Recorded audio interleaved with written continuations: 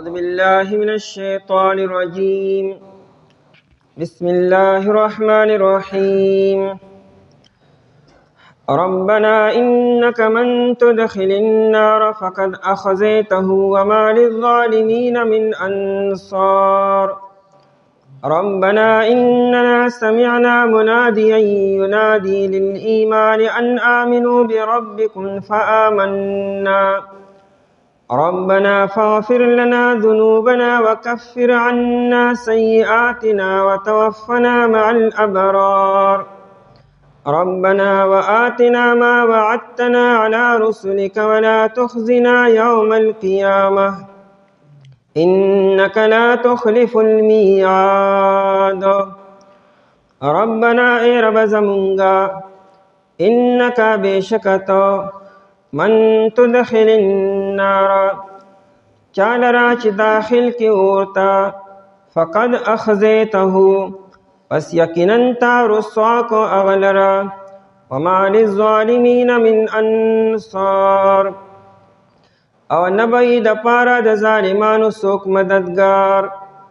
ربنا اے رب زمونگا اننا سمعنا یقیناً منگا وریدلو منادین یو آواز کون کی ینادی چی آواز یکولو للایمان ایمان طرفتا ان آمنو دا چی ایمان روڑ تاسو بربکم پخپل رب فآمنا پس منگا ایمان روڑلو.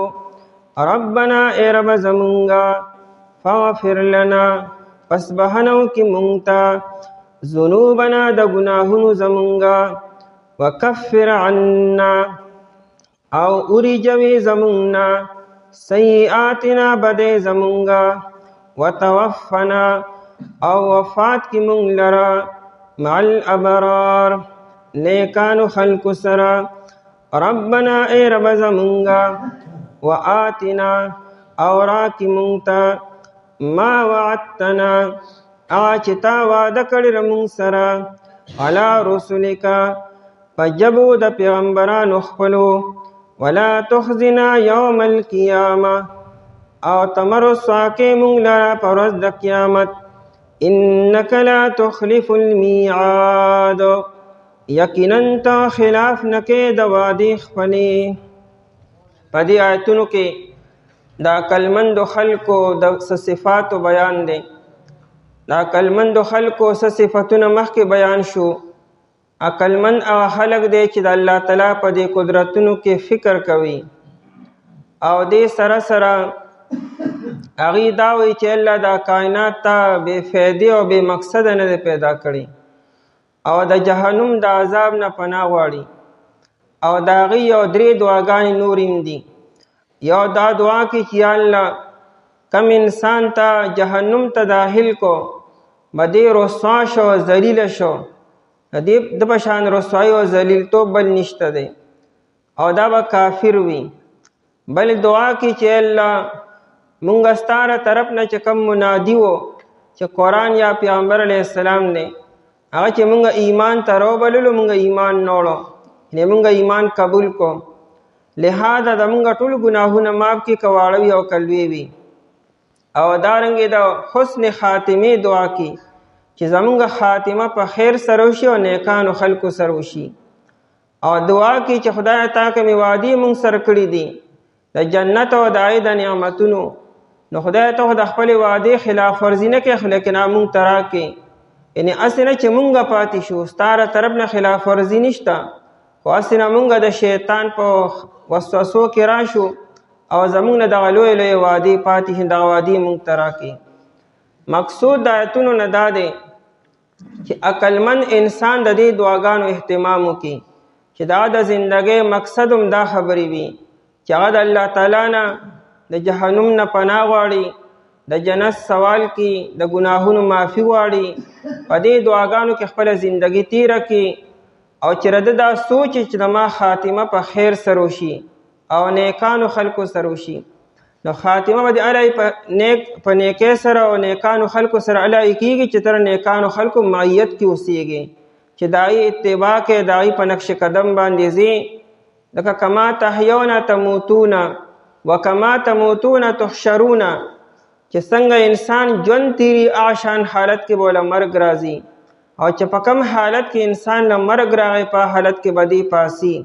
که انبیاء کرام علیهم السلام سره دی مینه وه، د هغوی زندګي د خپله زندګي وګرځوله، د هغوی په نقش قدم باندې روان وي، مرګ په دغه حال کې راشي.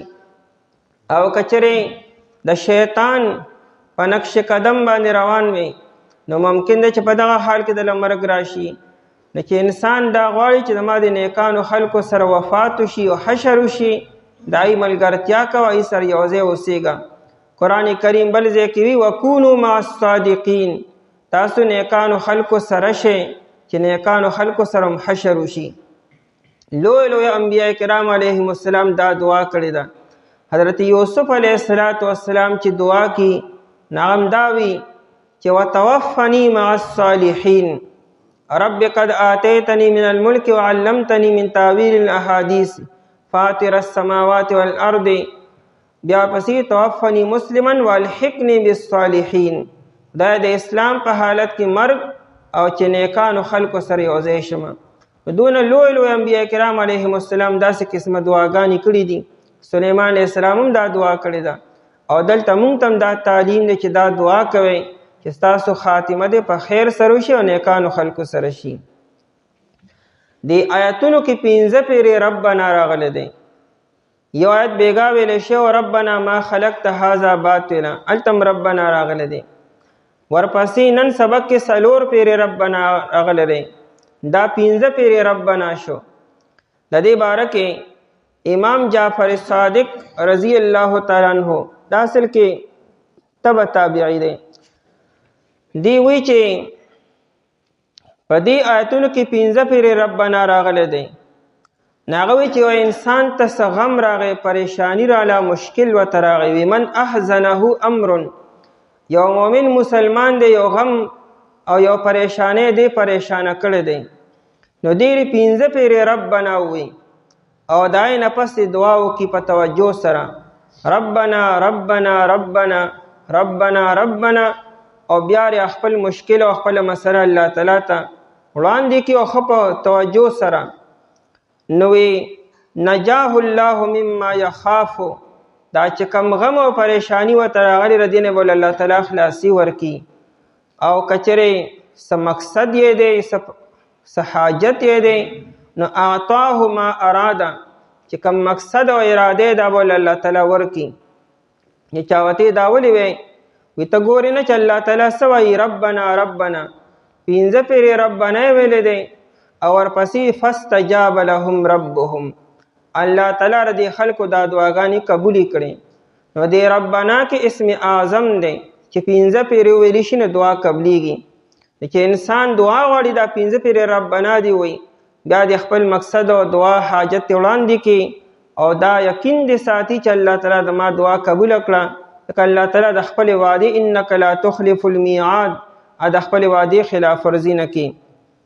دارنګې امام عطا رحمت الله علیه وی، عطا ابن ابي رباح دا مشهور تابعی دی، امام ابو حنیفه رحمت الله علیه استاد دی. هغه وی ما من عبد یقول یا رب 3 مرات، یو بنده چې 3 پیرې ربنا وی الا نظر الله الیه، الله تعالی ورته خپل رحمت متوجه کی. 3 پیرې یا ربنا ربنا ویل پکار دی. موسی علیہ السلام یو پیرا الله جل شانه ته आवाज وکړو، دعا یې کو، نغو یا رب، نو الله جل شانه فوراً جواب ورکړو لبیک یا موسی، اے موسی علیہ السلام څه مسله دوا حاضر یم. نو موسی علیہ السلام حیران شو، فعجب موسی من ذلك، موسی علیہ السلام په دې خبر حیران، ما صرف ربنا او فوراً د الله جل جواب چې لبیک یا موسی. دونه جواب خو انسان ته خپل اولاد او خپل شاګرد هم زر نه ورکي، څونه چې الله جل شانه فوراً جواب ورکي. موسی علیہ السلام عرض وکړو چې دا د ما خصوصیت دی.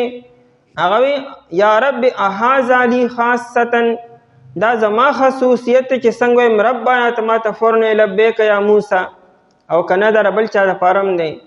نو الله جل شانه فرمایلو الله ولكن لكل من يدعوني بالربوبیت، هر یو بندا چې ماته په رب سره دعا وکړي چې یا رب یا ربنا او ربنا وي، دک شان فورا جواب ورکوم. د دې وجې نه هو د الله تعالی د خپل کلام ابتدا چې هغه لومبنۍ وحی راغلی وه، اقرا بسم ربک الذي خلق. نو لومبنۍ وحی چې دنیا ته راغلی ده په نبی علیه السلام باندې، آیه کې ربک الذي خلق، رب لفظ استعمال کړی دی. او د قرآن کریم ابتدا چې کوم شي الحمدلله رب العالمین، نو په رب سره د کلام ابتدا شوې ده. نو دې رب کې د پالنو، د تربیت کولو، د پرورش کولو، د نگهبانۍ کولو د ټولې معنی پرتی دي. نو الله جل شانه رب دی. لکه څنګه چې انسان هغه ټیم کې الله تعالی رحمتونه او کرم دته متوجه چې کله دی معشوم دل الله تعالی پیجندم نه، انسان چې د مور په خېټه کې د ټیم کې رب خپل کار شروع کړو، لا معشوم کار هغه شروع کړو، دا الله خو درستو بیا پیجندو، د خلا پیجندم نه الله تعالی مهرباني شروع کړوي. نو دې رب کې ډیر زیات لطف پروت دی، مهرباني پرته ده. نو انسان د خپل دعا پر ربنا سره کی. قرآن کریم کې چې څونه ځینو کې دعاګانې راغلي دي هغه ټول پر ربنا سره او پر رب سره ټولې شروع شوي دي. نو پر ربنا سره انسان دعا وکړي او یقین سره وکړي چې الله تعالی بس ما د خولې نه ووایي او الله تعالی دا دعا قبول کړه.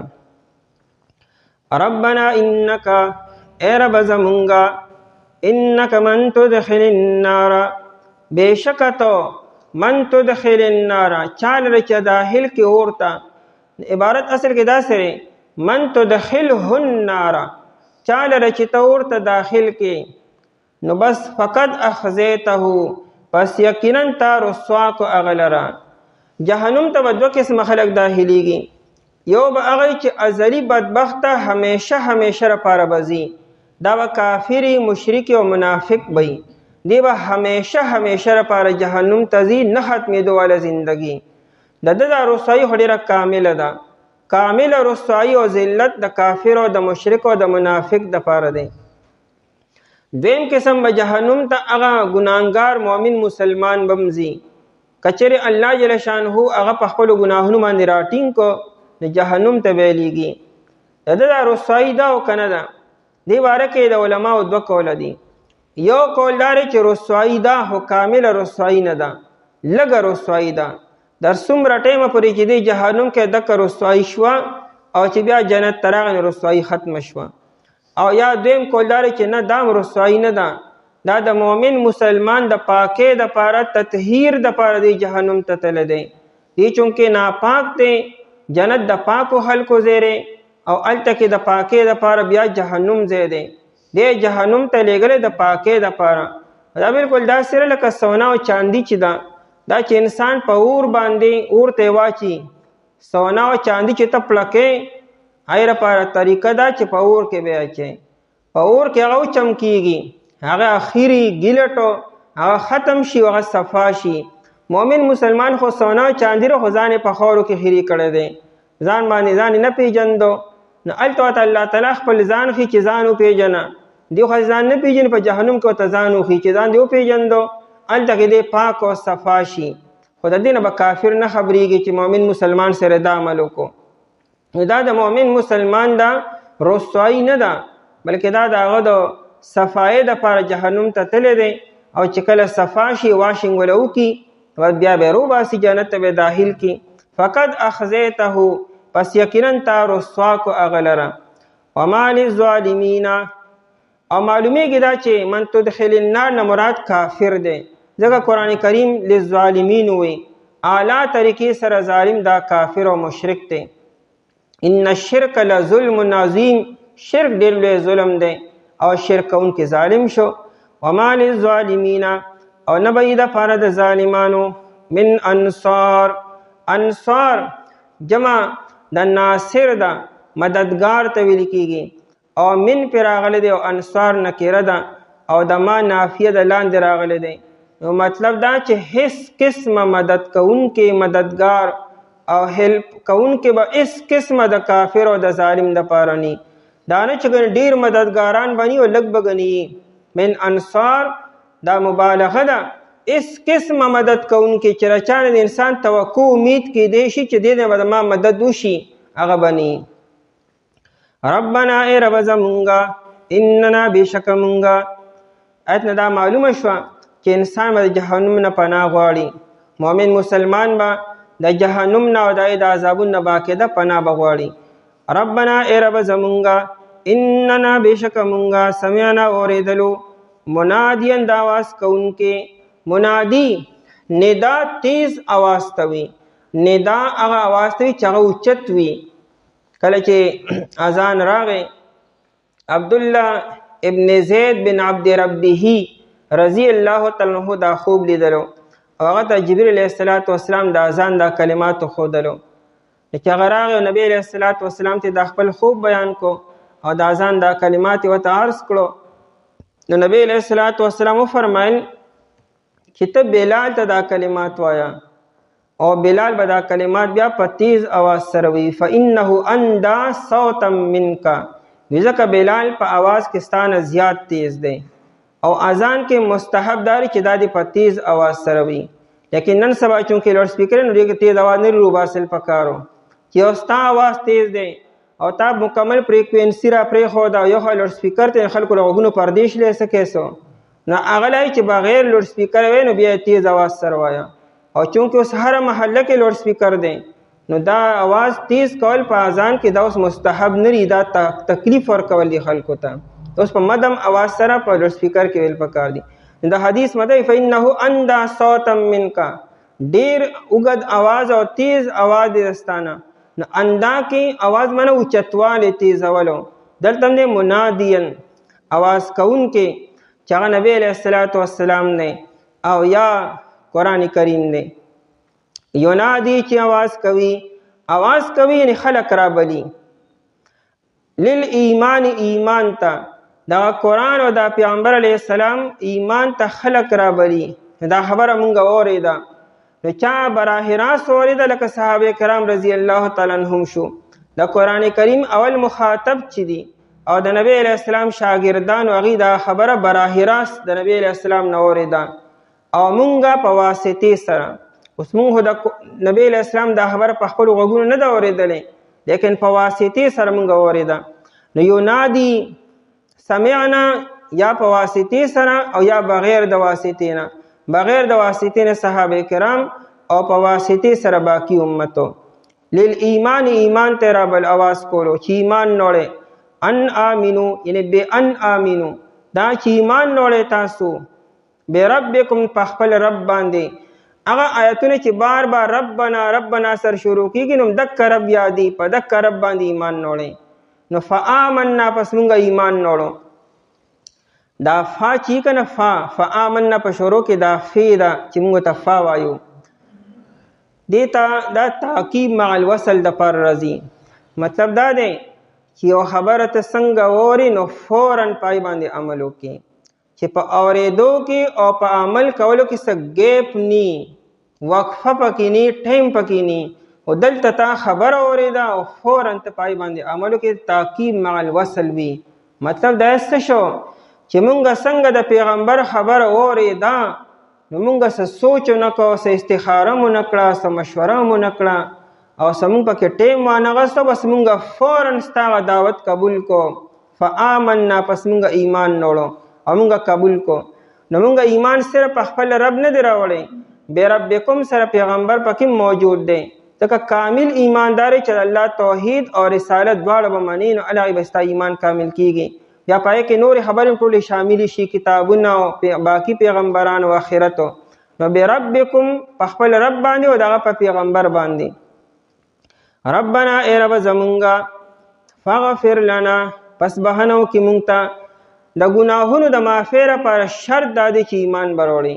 بغیر د ایمان نه ګناهونه نه معاف کیږي.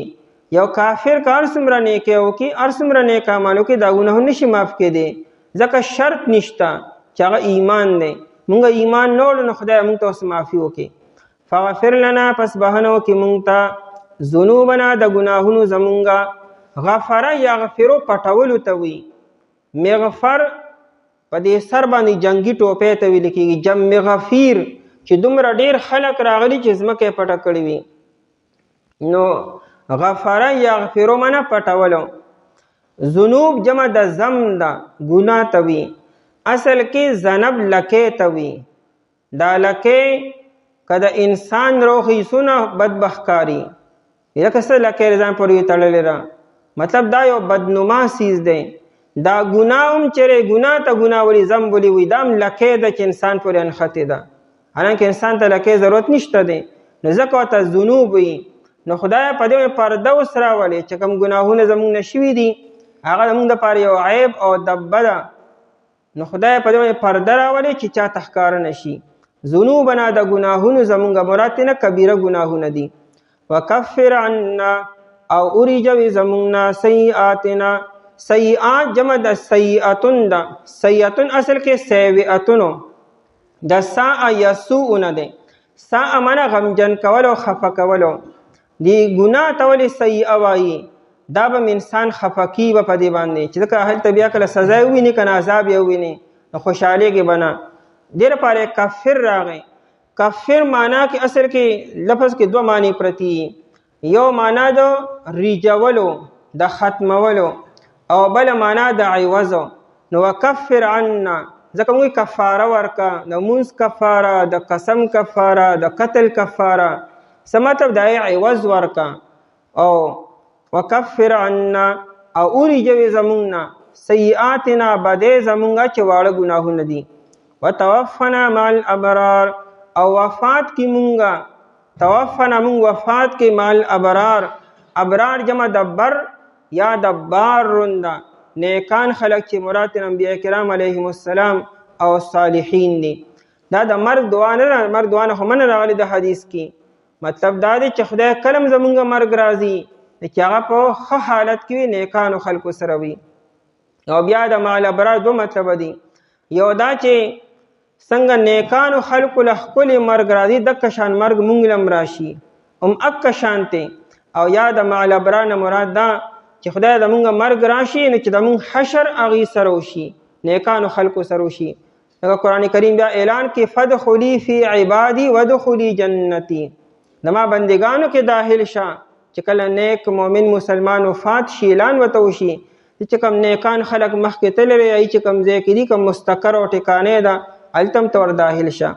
د مع الابرار بل مطلب دا هم دی چې خدای مونږ تر مرګه پورې د نیکانو خلکو په دې لاره باندې مونږ استقامت راکړي، مونږ توفیق راکړي چې مونږ په دغه لاره باندې روان یو چې زمونږ خاتمه هم هغه شان وشي چې څنګه د هغې شوې ده.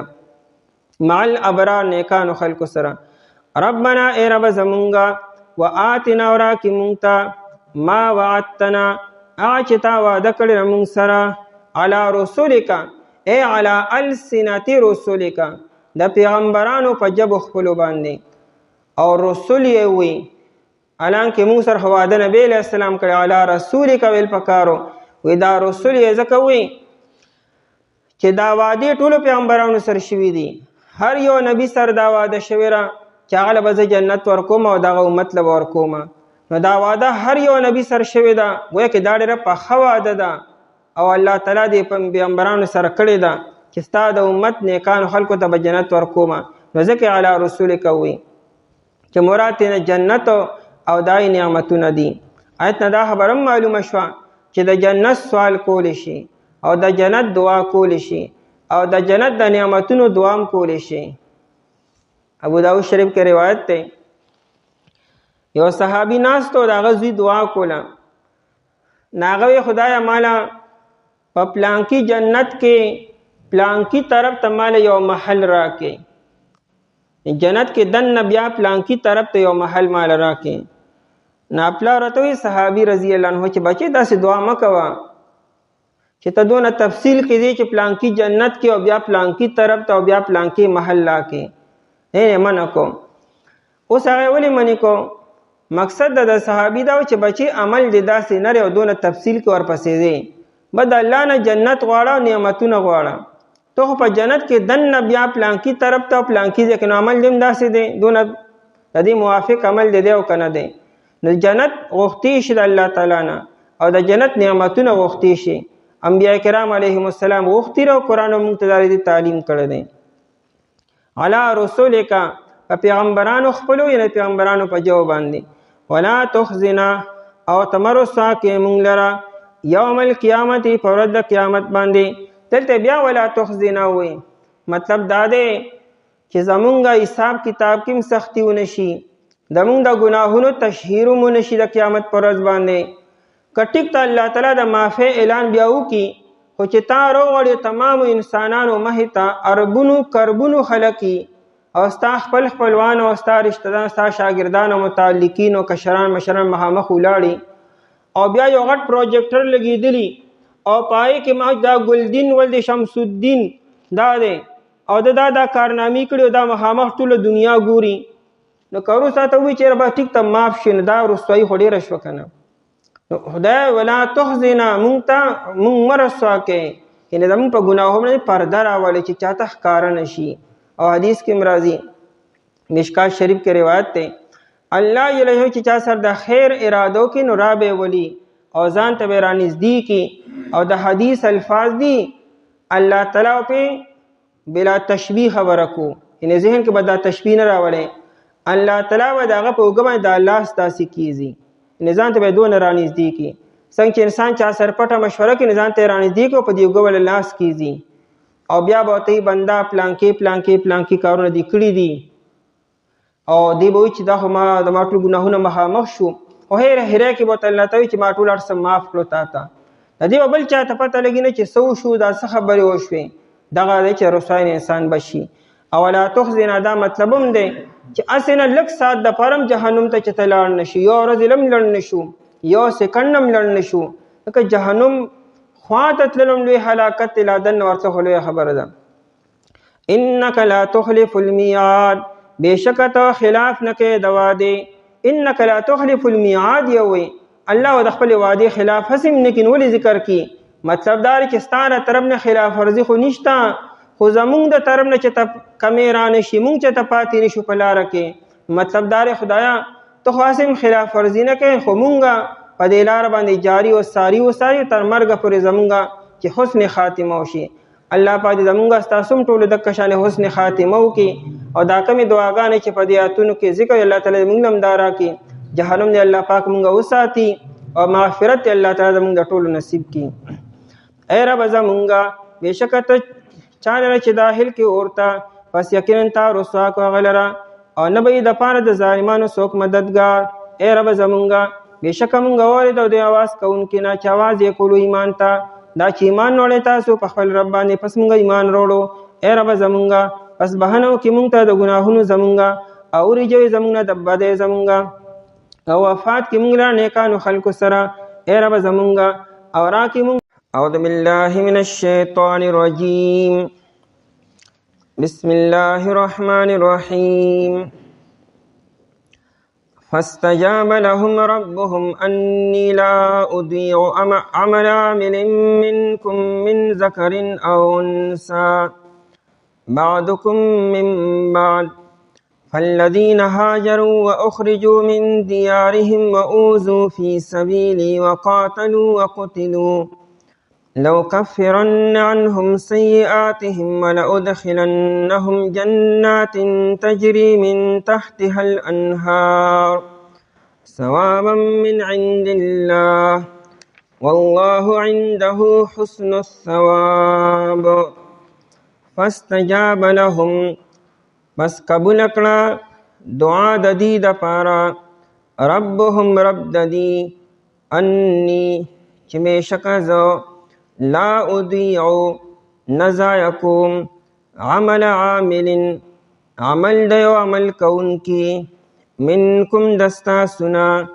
من ذکر او انثى د نارینه نه او د زنانه نه بعضکم من بعض بعض استاسو د بعضو نه دي فالذین هاجروا پس ها کسان چې هجرت وکړو و اخرجوا او دی او استلی شو من دیارهم د کورونو خپلونه و اوذو فی سبیلی او دی تا تکلیف رسول شوی دی په لاره زما کې وقاتلو او دی جنگ وکړو وقتلو او دی ووجلی شو لوکفرن عنهم خامخا زما رجوم د دینا سیئاتهم گناهونه د دی ولادخلنهم او خامخا زما داخلوم دی لرا جنات باغونو ته تجری من تحتها الانهار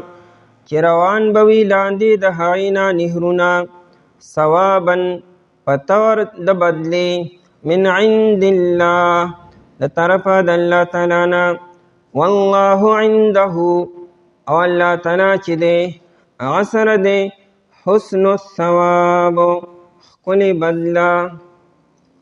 په مخکې آیتونو کې د عقلمندو خلکو څه صفاتو او د هغې یو 15 دعاګانې بیان شوې.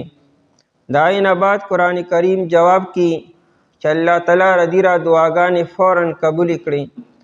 دی چې کومې دعاګانې وغوښتې هغه ول الله تعالی قبولې کړي.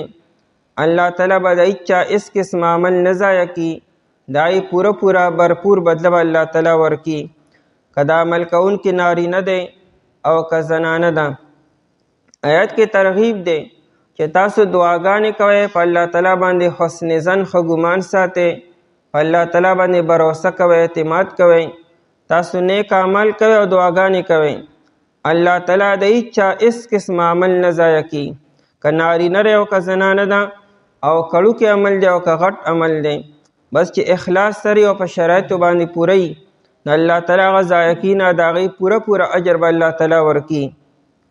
فاستجاب لهم ربهم دا مخکې 15 دعاګانې ذکر شوې، نو ورپسې قرآن فاستجاب فا راوړو.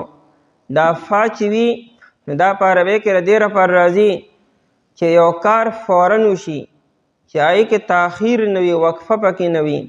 بس چې څنګه عقلمندو خلکو دا دعاګانې وکړي نو دا نه چې الله تعالی وعده وکړه چې زه ټیک ته وبشي کار کله وشو، نه بس فوراً د دې هغه دعاګانې قبولې شوې. فاستجاب اس قسمه تاخیر پکې الله تعالی ونه کو.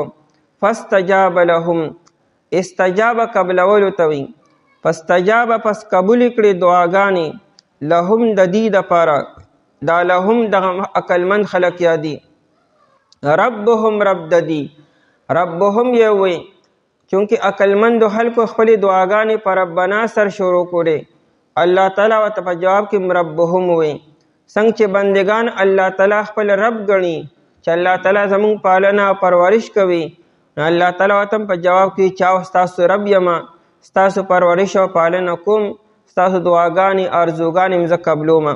نو فاستجاب لهم ربهم پس قبول کړي د دې دپاره رب د دې هغه دعاګانې د دې. انی لا اضیع او الله تعالی دا مو وی چې زه د چا عمل ګورې نه ضایع کومه. اصل کې دا جواب دی. مخکې آیت کې ویلی شو ربنا وآتنا ما وعدتنا علی رسولک، ای الله تا چې د خپلو پیغمبرانو په ژبو مبارکو چې موږ سره کومې وعدې کړي دي هغه موږ ته راکې. نو قرآن ما قبول کړی واخلی، ځکه چې زه د چا عمل نه ضایع کومه. ستاسو ټول نیک عمل ما قبول کړو نو د هغې بدله به تاسو ته میلاویږي. انی لا اضیع چې بېشکه زه نه ضایع کومه. ضایع کول نه مراد بربادولو یا نه قبلولو. الله تعالی نه زه بربادوم هم نه ضایع کوم هم نه، بلکې زه یې قبلومه. عمل عاملینو دا عاملین نکره دی، یعنی هر یو عمل کوونکی. دا عمل کوونکی که هر څوک دی، که په هره زمانه کې دی، د هر یو عمل کوونکی عمل او عمل بیا هر یو چې دی، کړوکی دی او که غټ دی، د لوی ټولنه لوی عمل ایمان دی. ایمان د چا نه ضایع کوم؟ که هر څوک ایمان نوړي زه قبلومه. که یو انسان ټول عمر په کفر کې او په شرک کې تیر کی او په آخر وخت کې د کلمه ووي، نو الله تعالی دا نه وي چې دا دونه عمر دې څه کولو، نه، دغه آخر وخت دا کلمه او دا ایمان دا الله تعالی قبلي. انسان چې تاریخ وګوري، ډېر صحابه کرام رضی الله تعالی عنهم داسې وو چې هغوی ټول عمر په مخالفت کې تیر کړی دی او په آخر وخت کې ایمان نه وړلی. دغه ابو سفیان رضی الله عنه، دغه اکرمه رضی الله عنه، دی خو ټول عمر د نبی علیه السلام مخالفت کړی دی. مکی دور کې 14 کاله او بیا مدني دور کې 8 کاله او بیا د فتح مکې په موقع باندې مسلمانان شو. نو الله تعالی دی ایمان بیا هم قبول کړو. دی ونه چې دی ایمان اوس نه وروړي. نو عمل عاملین عمل د یو عمل کوونکي منکم د ستاسو نه من ذکر او انثی دا بیان دی د عمل عاملینو دا عمل کوونکي که نارینه دی او که زنانه ده ځکه الله تعالی د زنانو هم لحاظ ساتو دا نه چې الله تعالی صرف د نارینو اعمال قبلی او د زنانو ګنې نه قبلی عام طور نارینه لوی لوی کارونه کی نارینه جهاد کی نارینه غټ غټې صدقې کی نارینه دارنګې د الله په لاره کې ګرځي قربانۍ ورکړي ډېرې او زنانه چونکې دای محدود کار دی نو قرآن کریم ځکه د زنانو ذکر هم وکړو چې الله د نارینو او د زنانو دواړو اعمال قبلی او ضایع کینه اصلیت کې ام سلمه رضی الله تعالی عنها هغې نبی علیه الصلاة والسلام ته عرض وکړو چې زه ګورم قرآن کریم کې اکثر د نارینو ذکر دی الله تعالی اکثر نارینه مخاطب کړي دي او خاص کر د هجرت په موقع باندې قرآن کریم د نارینو ذکر کړی دی نو الله تعالی د آیت مبارکه نازل کو دا جمله چې که نارینه دی او که زنانه ده د هغې دا نیک عمل الله تعالی نه ضایع کړي دا الله تعالی قبلي بعدکم من بعد بعد ستاسو د بعضو نه دي څه مطلب څنګه چې د نارینو اعمال دي دارنګې زنانو هم اعمال دي څنګه چې د نارینو ته الله تعالی پوره اجر ورکړي دارنګې زنانو ته هم الله تعالی پوره اجر ورکړي اگر چې د نارینو اعمال به ډېري لیکن اجر و ثواب الله تعالی دواړو ته برابر ورکړي نبی علیه الصلاة والسلام چې د جهاد فضایل بیان کړو عایشې رضی الله عنها خواهش ظاهر کو چې موږ به څنګه جهاد کو نبی علیه السلام ستاسو جهاد حج فی سبیل الله تاسو حج کوئ نو د زنانو دا حج کول دا د نارینو د جهاد برابر دی دیو جن عایشې رضی الله عنها بیا تر مرګ پورې چې ته حج نه ضایع کړي ان نه پرېښي هر کال به یا حج کو تر عمره پورې هغوی بیا حجونه کوي ځکه د نبی علیه السلام ماته ویلي دي چې دا د جهاد متبادل دی نو د زنانو خپل یو میدان دی او د نارینو خپل میدان دی د دواړو نیک عمل الله تعالی پوره قبلي بعدکم من بعد بعد ستاسو د بعضو نه دي په دې آیت کې ذکر نارینه مخکې کو مؤنث رستو کو دا یې وجه دا چې نارینه دنیا ته مخکې راغلی دی او زنانه رستو راغلی ده اول الله تعالی آدم علیه السلام پیدا کړی دی او د هغه نه بعد بیا الله تعالی بی بی حوا علیه السلام پیدا کړی ده او دې موجه دا ده چې چونکې نارینه ته شرف الله تعالی ورکړی دی په زنانه باندې نارینه حاکم دی درجه اوچتره نارینه نبی جوړیږي نارینه خلیفه جوړیږي نارینه امام جوړیږي نارینه د کور مشر دی سربراه دی د دې وجې نه د ذکر د نارینه ذکر مخکې وکړو او د زنانه ذکر رستو وکړو چونکې زنانه د نارینه تابع وي ځکه دا رستو کړه فالذین هاجروا پس ها کسان چې هجرت وکړو دا تفصیل دی د عمل عاملینو اعمال خو بلا قسم دي دلته کې یو 3 قسم اعمال خاص طور ذکر کی یو هجرت بل دارنګې جهاد فی سبیل الله هاجروا چای هجرت کو هجرت وی خپل وطن پرېښودلو د الله د رضا دپاره هاجروا چای هجرت کو هجرت 2 قسم خلکو کړی دی بعض صحابو هجرت حبشې ته وکړو او بعض مدینی منورې ته وکړو دواړه ترې نه مراد دي چې کوم حبشې ته تللي هغوی بیا د حبشې نه واپس مدینې ته رالو هاجرو چای هجرت وکړو و اخرجو او دی وایستلی شو من دیارهم د کورونو خپلو نه یعنې دی مجبوره کړی شو مسلمانان هغوی د خپلو کورونه نه دي وباسلي هر یو صحابي په خپله هجرت کړی دی خو دا هجرت دی ولې وکړو مجبوره شو ټیک ته چې یو کافر نه رګ چې ګنې یو مسلمان د کوره په زوره روباسلی دی لیکن حالات داسې جوړ کړي وو چې هغې ته په مکه مکرمه کې زندگی تیرول ګرانو د خپل رب بندگی کولو ته ګرانو نو دا مجبوره شو چې دی د خپلو کورونو نه وتلو ورقه ابن نوفل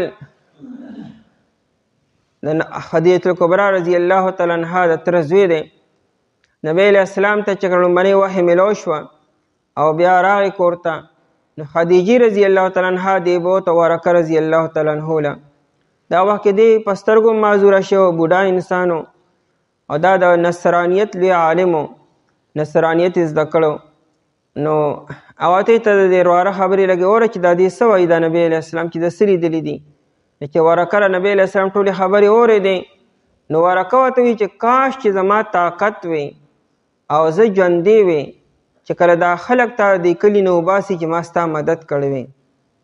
نو په نبی علیه السلام عجیبه ولګېده، وی فرمایل چې مخرجیهم دا خلق به ما د کلي نه وباسي.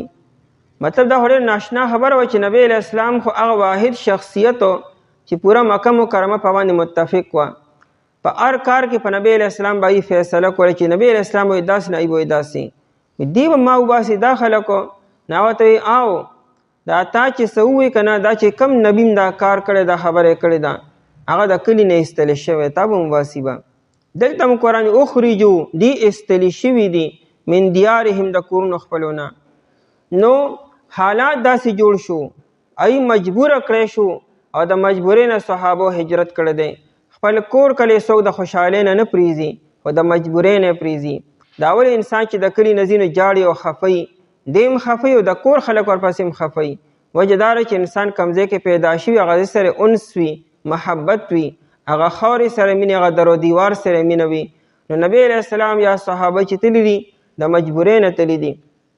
نبی علیه السلام چې هجرت کو او د مکې مکرمې نه تو نو مکې مکرمې ته شاته وکتلو او وی فرمایلو چې که چې ستا د خلکو زه د دې کلي نه نه ایستلی زه به چېرې م د دې کلي نه نه وتلی خو لیکن زه مجبوره یم د دې کلي نه روان یم.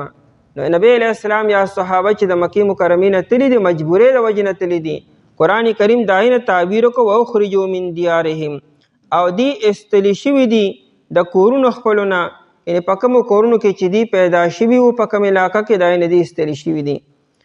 وعوذو فی سبیلي او دریم دا چې دی ته تکلیفونه رسول شوي دي ایزا تکلیف رسولو فی سبیلي په لاره زما کې فی سبیلي ووایي یعنې دا دې چې کوم تکلیفونه ورکړی شي دا نه چې دوی ګڼې څه خطا یا څه ګناه یې کړی یا څه جرم یې کړی ګڼې نه صرف دا چې زما د وجې نه زما د رضا د وجې زما د لارې د وجې نه.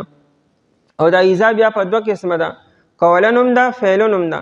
چاته په خوله باندې تکلیف رسولی شوی چاته په فعل سره په خوله باندې ورته بد رد ویلي شوي دي لکه نبی علیه السلام او صحابو ته او چاته عملی طور باندې لکه لوی لوی صحابه کرامو ته ډېر زیات تکلیفونه بلال رضی الله عنه خباب رضی الله عنه صهیب رضی الله عنه وغیره وغیره حضراتو.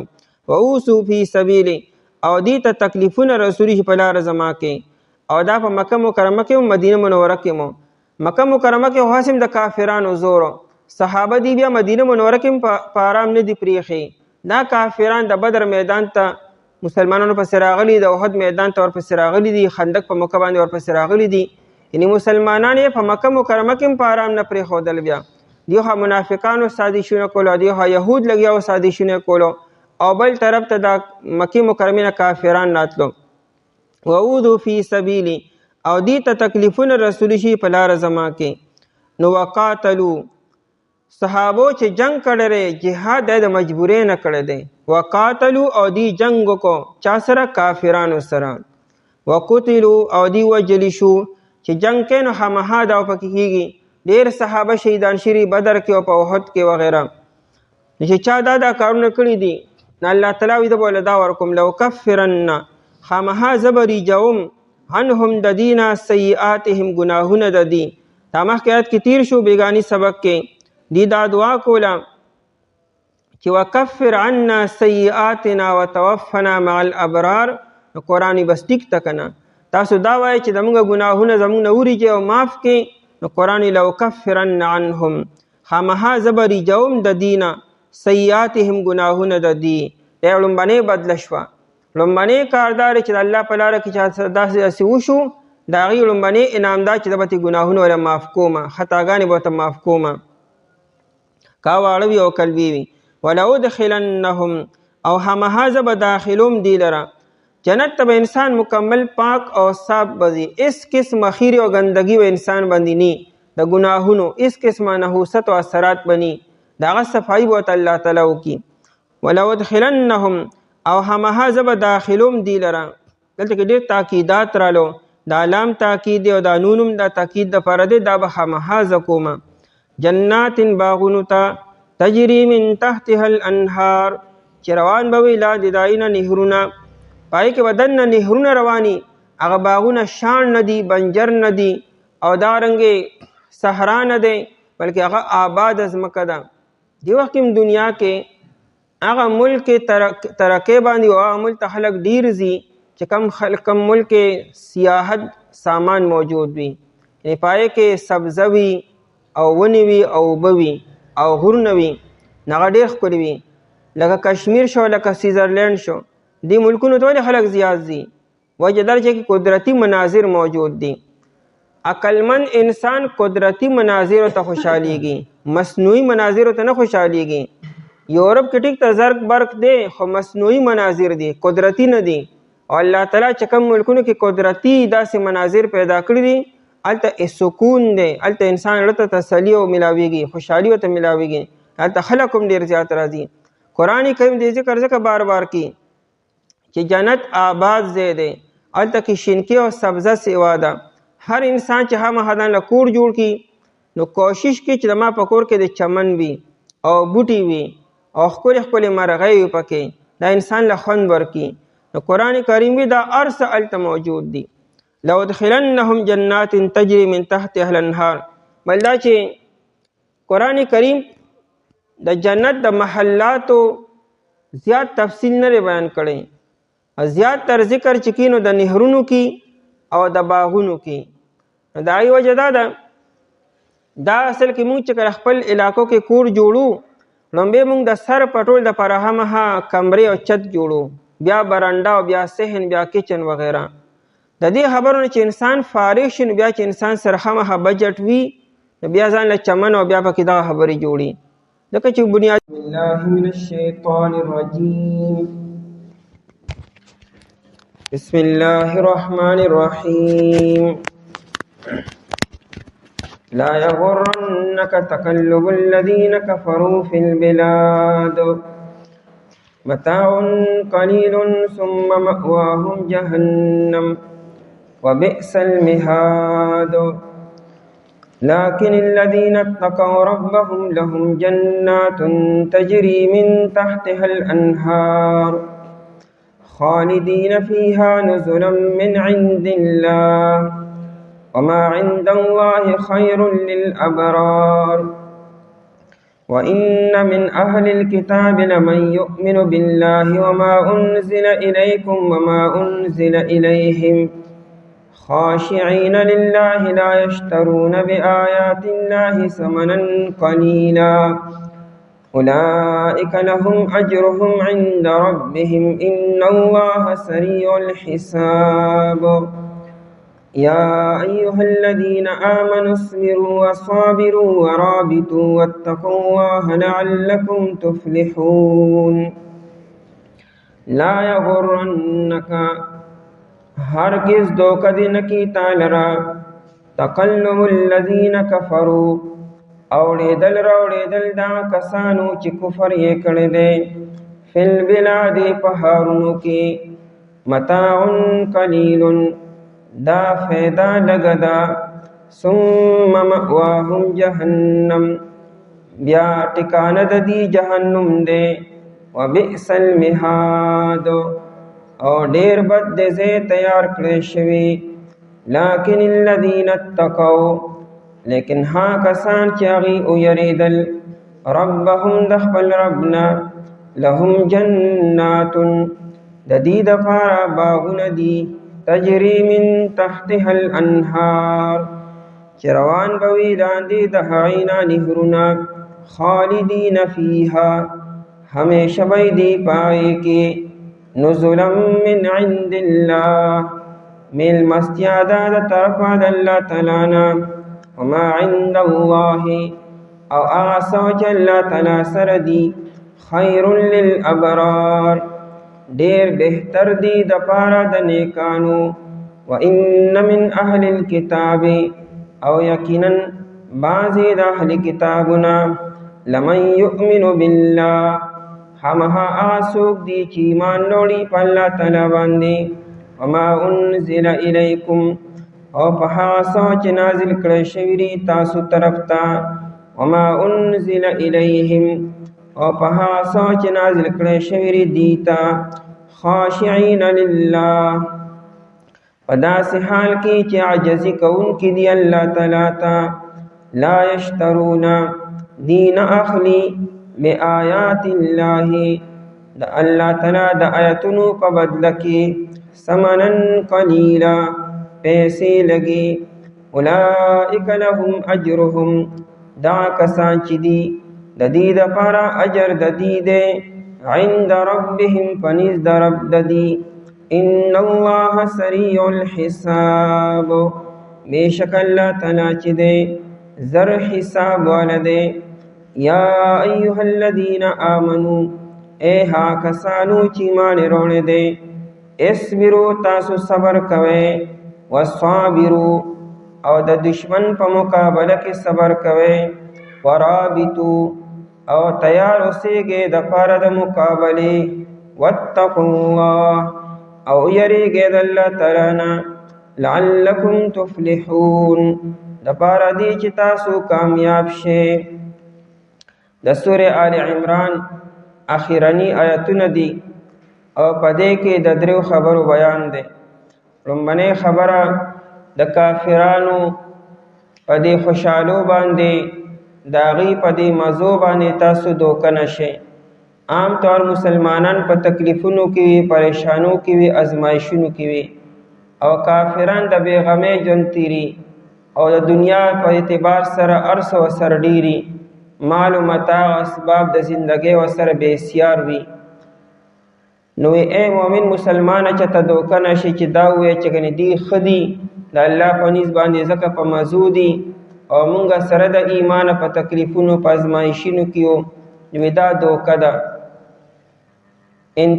انجام ته ګورئ نتیجې ته ګورئ نتیجه به د مؤمن ښه وي او نتیجه او انجام به د کافر ناکاره وي او د نتیجې ورځ دا د قیامت ورځ ده دنیا کې دا دنیا دی د دوکې د دنیا دی د امتحان ځای دلته انسان دوکه خوري نو لہذا اے مومن مسلمانه ته په حق باندې اگر چې د ازمایښونو او مصیبتونو او پریشانو باندې به دوکه کېږي نه دویمه خبره دا ده چې په دې صورت کې د اهل کتابو ذکر ډېر وشو او د هغې د کرتوتونو د هغې د سازشونو د هغې د مسلمانانو د اسلام خلاف چې کوم سازشونه کول د هغې ذکر وشو او د هغې خرابۍ بیان شوې د هغې د علماو د اهل علمو چې د الله په آیتونو باندې پیسې علي تحریف کي الله آیتونه بدلي نو آیتونو کې بیان دی چې ټول داسې نه دي دې کې څه حق پرست خلک هم شته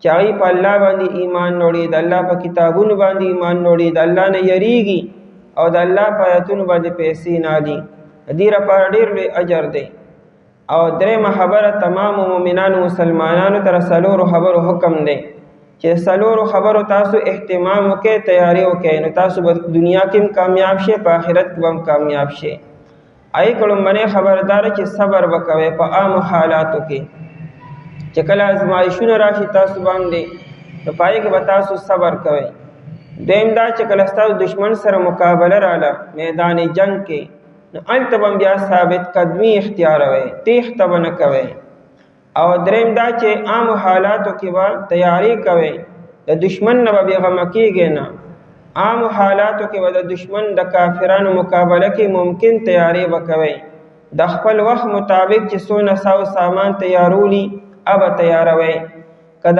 اسونو زمانه ده نو اسونه به تیاروئ که د ټوپک تماچې زمانه ټوپک تماچه به تیاروئ او که نن سبا د جازونو د میزایل دور دی د ټمبم دور دی نو دا به تیاروئ دا نه چې ګنې بس په الله ځا زموږ توکل دی او په آرام ناست یې نه اسباب مکمل تیاروئ ټریننګ کوئ مشقونه کوئ مشقي ټریننګونه تاسو همیشه تیار ساتئ او د الله نه یریږئ نو کامیاب به تاسو لا یغرنک هرگز دوکه دې نه کي تا لره غرور دوکې ته وي غرور دې ته وي چې یو څه په ظاهره کې ښکلي وي خو دننه پکې خطره وي او نقصان وي دې ته ویل کېږي غرور یو ناکاره څیز په ښه انداز کې پیش کولو ته غرور ویل کېږي دې بالکل داسې مثال دی لکه چاته یو په خوږ څیز کې دننه زهر واچوي دا زمیندار دی غوی له پیړه ورکي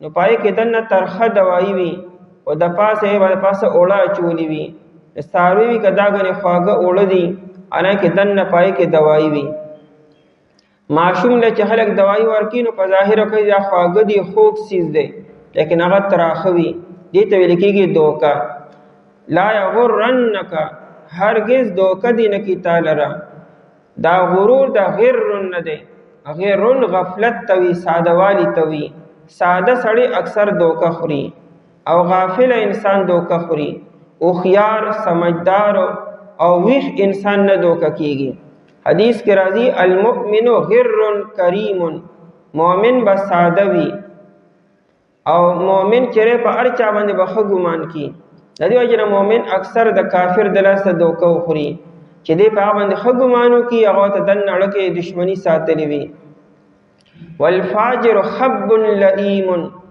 فاجر چې وي دا ډېر دوکه باز وي دې همیشه د دوکې په اراده باندې ګرځي نو غرور د غیر نه دی دوکه خوړلو وی هرگز دوکه دی نه کی تعالی را مخاطب څوک دی هر مؤمن مسلمان دی سشي تقلب الذین تقلب الټا پلټا کولو توي اړول را اړولو توي دلته مراد دا کافران چې بیغمه په خپل هارونو کې په ملکونو کې ګرځي کله سکی او کله سکی کله یو جشن او کله بل جشن او کله یو مزه او کله بل مزه هر څو سر ډیر دی په اعتبار سره په دې خبرو غره تاسو دوکنه شی مؤمنان مسلمانانو تقلب الذین اوړېدل راوړېدل دا کسانو کفرو چې کفر یې کړی دی دی پس کې اوړي وروړي فل بلاد په هارونو کې مراد د دې هغه لوی تجارتونه دي اقتصادي منډې دي او د دې هغه ترقې دي د دې په دې خوشنمای باندې په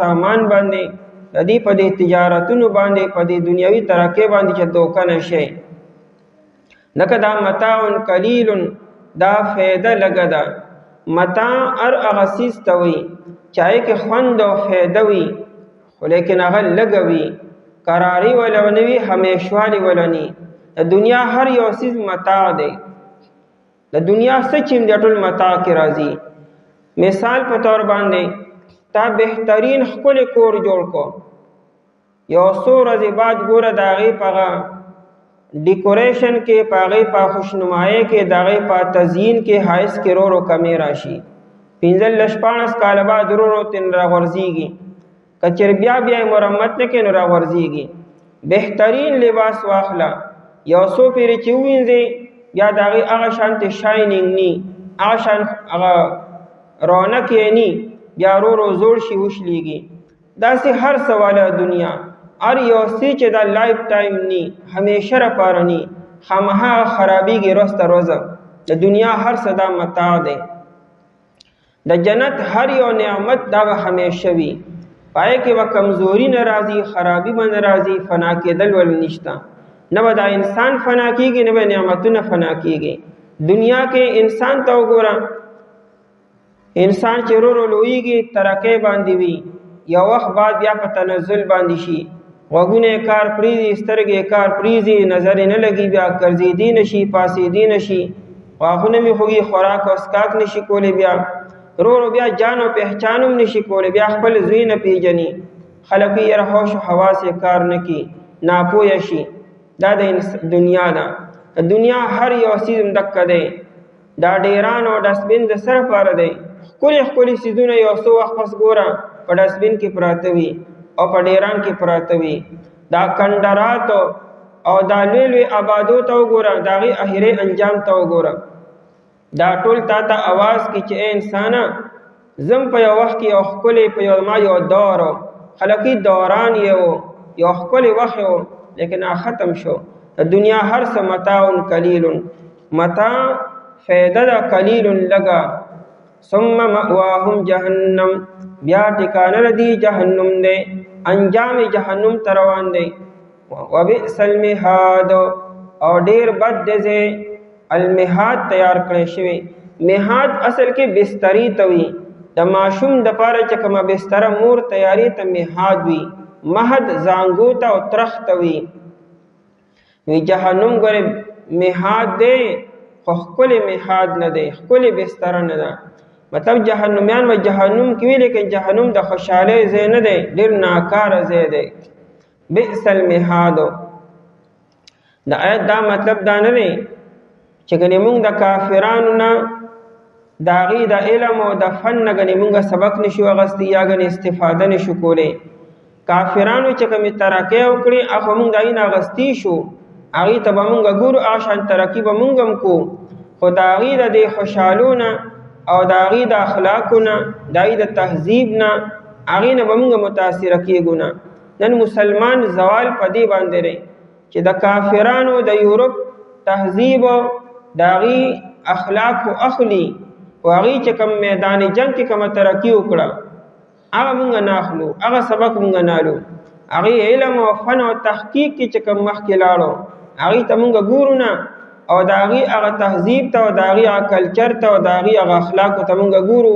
هلته ټوله بې حیایي د عام تې واغسته او چې کوم د کار خبرې دي هغه مونږ وانهغستې. لکن الذین اتقوا، لیکن ها کسان چې هغې ویرېدلو په کافرانو کې چې کوم خلکو ایمان نه وړو هغې ویرېدل د الله تعالی نه، ربهم د خپل رب نه، لهم جنات د دې دپاره باغونه دي، تجري من تحتها الانهار چې روان به وي لاندې د هغې نه نهرونه.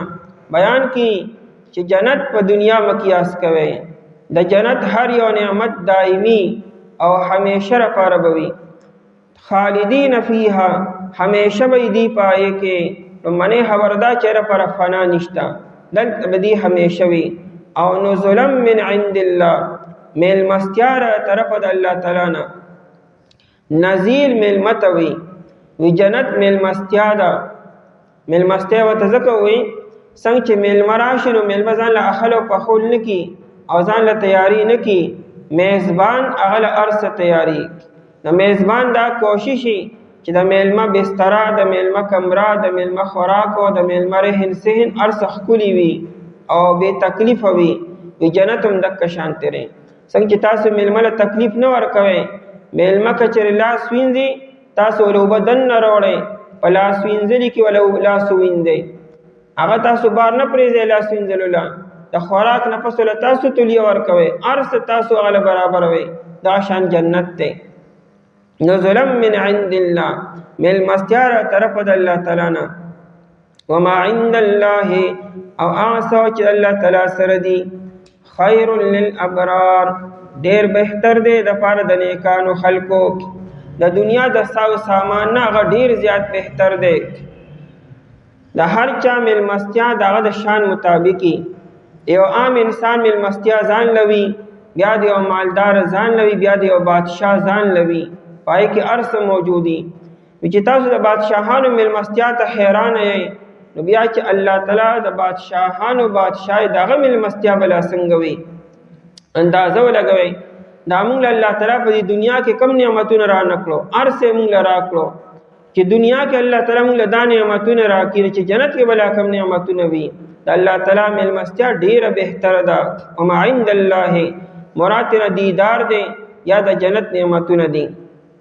خو للابرار وګورئ، جنت د سرکشو خلکو ځای نه دی، د فاجرانو د فاسقانو خلکو ځای نه دی، د نیکانو خلکو دپاره دی. وان من اهل الكتاب، په دې کې د هغه اهل کتابو بیان دی چې هغې ایمان نه وړو، هغې سرکشي ونه کړه. وان من اهل الكتاب، او بېشکه بعضې د اهل کتابونه، لمن یؤمن بالله. امام ابن کثیر رحمت الله علیه لیکلي دي چې په دې آیت کې د اهل کتابو کوم صفات بیان شوي دي. وی دا په یهودو کې مو، خو هغه ډېر کم و. په یهودو کې چې کوم خلکو ایمان نه وړی هغه د 10 نه کم و. سر فهرست پکې عبدالله ابن سلام رضی الله تعالی عنہ یو څو ملګري نورو. په یهودو کې په نبی علیہ السلام چې کوم خلکو ایمان نه وړی هغه ډېر زیات لګو، یعنې هغه د 10 نه کم کسانو. البته په نصاراو کې ډېرو خلکو ایمان نه وړی. په نصاراو کې نجاشي بادشاه ایمان نه وړو، د هغه زوی ایمان نه وړی دی. د نجران نه چې کوم عیسایان راغلي وو پای کې 40 کسانو ایمان نه وړو. د حبشې نه 32 کسان راغلي وو، هغې ایمان نه وړو. باقاعده په کشتۍ کې یو وفد راغلی و. د روم نه 8 کسان راغلي وو، هغې ایمان نه وړو. نور هم ځای په ځای خلکو ایمان نه وړی دی. په نصاراو کې ایمان ډېرو خلکو وړی دی او په یهودو کې ډېر کم. لکن الذین اتقوا، لیکن ها کسان چې هغې ویرېدل ربهم د خپل رب نه، لهم نو وإن من أهل الكتاب او بشک بعض د اهل کتابونه لمن يؤمن بالله همها اسوک دي چې ایمان نوړي په الله تعالی باندې وما انزل الیکم او په هاسو چې نازل کړی شوی تاسو طرف ته یعنی قران کریم باندې وما انزل الیهم او په هاسو چې نازل کړی شوی دیتا یعنی په تورات او په انجیل باندې په خپل کتابي ایمان دی په قرآني ایمان دی نو خاشعين لله دی یریدون کی دی عجزی کون کی د الله تعالی لپاره یو صفات دا چې د الله نه یریږي ځکه ایمان نوړو لا یشترون بآیات الله دین اخلی د الله تعالی د آیاتونو په بدل کې ثمنن قلیلا پیسې لګي د الله آیاتونو نه خرڅي نه بدلی نه پکې تحریف کی لکه مخکې د اهل کتاب بیان شو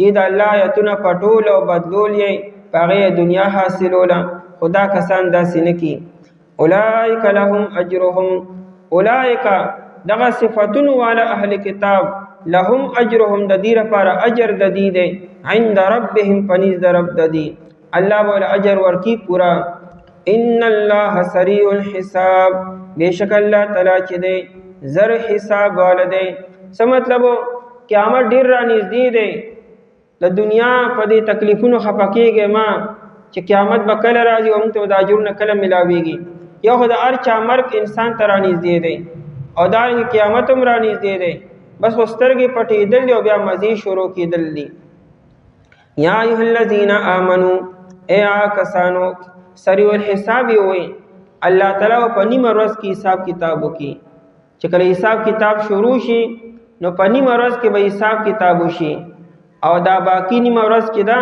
پای کې به جنتیان بیا آرام او مزي کی یا ایها الذین آمنو آیت کې مؤمنانو تر سلورو خبرو حکم دی چې سلورو خبرو تاسو اهتمام وکړئ نو کامیاب بشئ نو منی خبره صبر وکوي په عام حالاتو کې یا ایها الذین آمنو اے ها کسانو چې ایمان وروړي دي اصبروا تاسو صبر کوئ په عام حالاتو کې عام طور خلق صبر دي ته چې کله مصیبت راشي نو صبر کوه دي تم صبر وي او دا صبر درې قسمونه دي یو صبر په طاعت باندې دی په نیک کار باندې صبر کولو په نیک کار باندې صبر دار چې نیک یو حکم چې نیک دی د الله حکم دی هغه په خپل ټیم باندې پوره کا لکه دا اوس رمضان شریف ته دې کې بس صبر کې دا حکم به پوره کې با روزه بنی سي د مونږ حکم دی په خپل ټیم پوره کا ار یو حکم په خپل ټیم باندې پوره کول دا صبر دی د انسان دا نفس نه غواړي چې دا حکم دی په ټیم باندې پوره شي بیا به وکړو رستو به وکړو په دې طریقې سره قضا شي نو اطاعت د الله تابعداري کولو دا په خپل ټیم باندې پابندۍ سره کول دام صبر دی دویم صبر د ګناه نه ځان ساتلو د انسان دا نفس ګناه طرف ته مایل کیږي چې ګناه وکړه ته به د خپل نفس قابو کې نو صبر وکړي دا صبر یو شاعر وی کنه دا صبر چره ودی د خپل نوم په شانتي تاریخ دی صبر د صابر نه دی صبر ترخی اندوانی توي ایلوا هغه په صحرا کې په میدان کې چکم وړي وړي دانی وي د اندوانی په شکل کې هغه چکل خلی تواج نه زهري دا زهريله دوايي نه دای نه جوړيږي دا ترخی دای نه جوړيږي نه ته صابر وي څنګه چې دا صبر تاریخ ته کنه دا شان دا صبرم ګران کار دی او تاریخ ته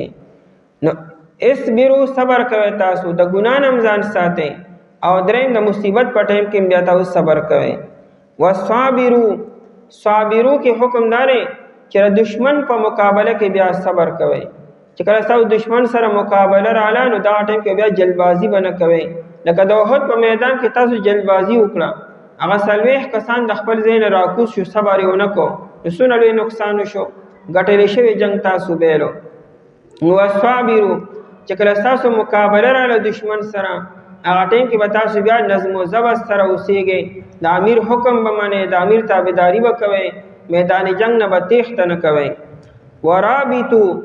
رابطو د رباط او د ربط نه ربط تړلو ته وي نو ورابطو او تیار اوسېږئ تاسو د پاره د مقابله څه مطلب چې عام حالاتو کې بیغم مو اوسېږئ د دشمن د پاره تیاری کوئ ټریننګ کوئ، اسونه تیاروئ، خپل ځان تیاروئ، ورزش کوئ تاسو، او دارنګې د دور حاضر اسلحه تیاروئ، د هر دور خپل خپل ساو سامانی هغه تیار ساتئ.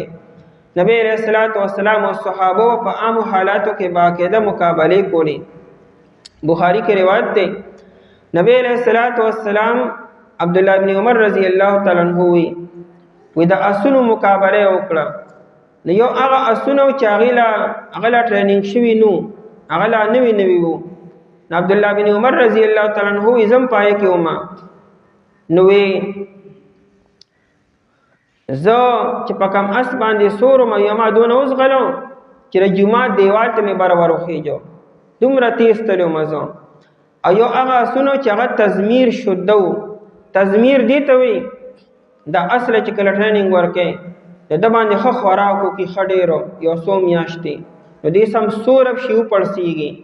نو بیا په یو داسې کمره کې بند کې چا کمره ګرم وي په هغه کمره کې دا اس بند کړی وي ایک ولته د لږ خوراک ورکی نو دا غواز ګرور ویلی شي نو هغه اصل حالت ته بیا واپس راشي. دې ته تزمیر وي. بیا هغه تیز دي منډه خوخي او سخت ته تیار وي. نبی علیہ الصلوۃ والسلام په دغه موقع باندې د دواړو قسمو اسونو مقابله وکړي. نبی علیہ السلام با سعد بن ابي وقاص رضی الله تعالی عنہ ته وی ارمی فداک ابي و امي اے سعد غشي ولا د مامور خپل د پتا باندې قرباني. عام حالاتو کې بس صحابو تیراندازي کولا یو بل سره مقابله کولا پرزول به کولا چې یو بل براچو کنه. دارنګه د اسونو مقابله نبی علیہ الصلوۃ والسلام کولا. نیزابازی به باقاعده کېده با تا تیاری او په عام حالاتو کې. ورابطو او تاسو تیار اوسئ د پاره د دشمن د مقابله. واتقوا الله او یریږئ د الله تعالی نه او تقوا اختیار کړئ. دا څلور خبرې مؤمنانو مسلمانانو ته حکم نه او مسلمانانو کې دا